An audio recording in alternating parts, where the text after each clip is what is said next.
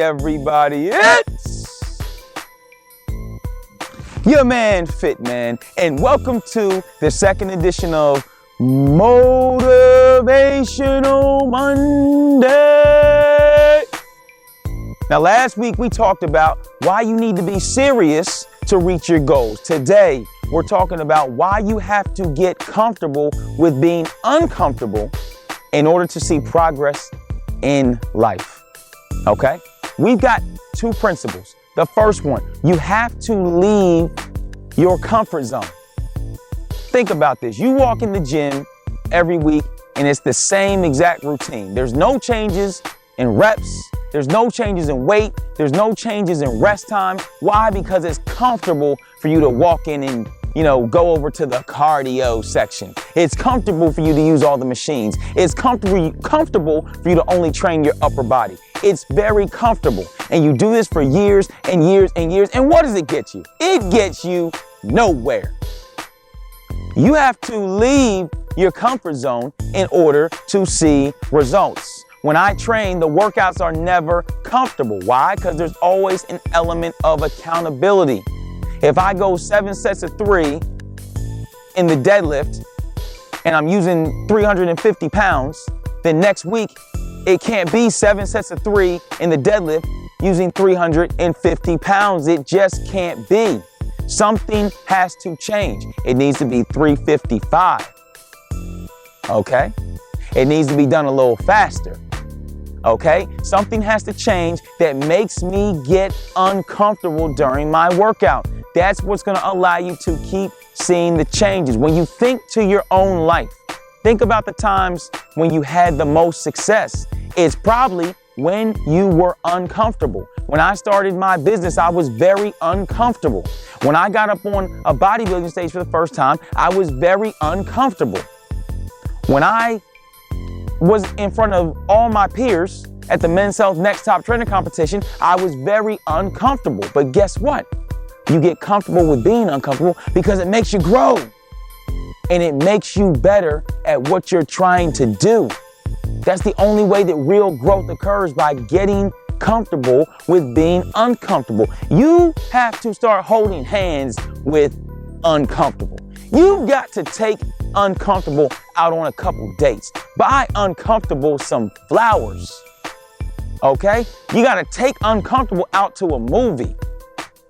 You got to wine and dine uncomfortable. You got to get comfortable with uncomfortable in order to move forward. Okay?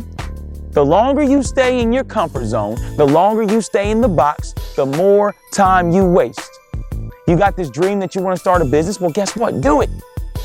It's not going to happen overnight. You're not going to be successful overnight. But if you stay with it and you grind, it can happen. Don't give up.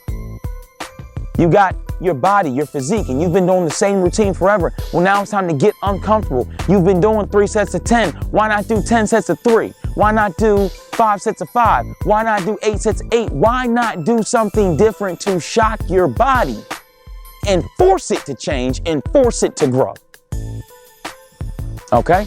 You've got to get comfortable with being uncomfortable. And you've got to leave your comfort zone in order to do this. Now, number 2, our second principle of the day, you've got to start doing things that scare you, things that make you jump. Remember as kids, there was a show that used to come on, Tales from the Crypt. Well, it's a kid's show and it scares kids. You need to find things that scare you, like the Crypt Keeper used to scare you as a kid. When I did the lunges of death, the 185-pound barbell lunge for 100 yards, the only way to complete the drill is to score a touchdown. You're going from end zone to end zone. It's the only way to complete the drill. That scared me for weeks. I'm thinking, what am I doing? What am I about to do? The butterflies in my stomach leading up to the event. But guess what? I did it. And I grew from it. Okay, I moved in a positive direction from completing it. Why? Because it showed me if I faced my fear and I overcame it, then now it is no longer a fear. Now you've elevated to a higher level of thinking, the willpower, the desire to win. Do things that scare you.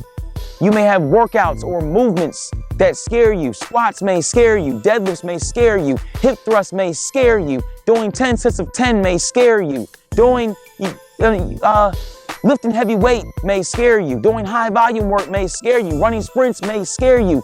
Running hills may scare you. Swimming may scare you. But you need to embrace the things that scare you because they're going to make you change. You know what's not scary?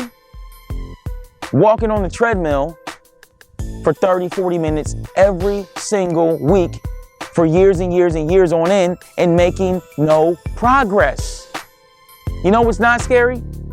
Using weight that you know that you can do for 20, 30, 40 reps and you're only doing it for sets of 10 and 12.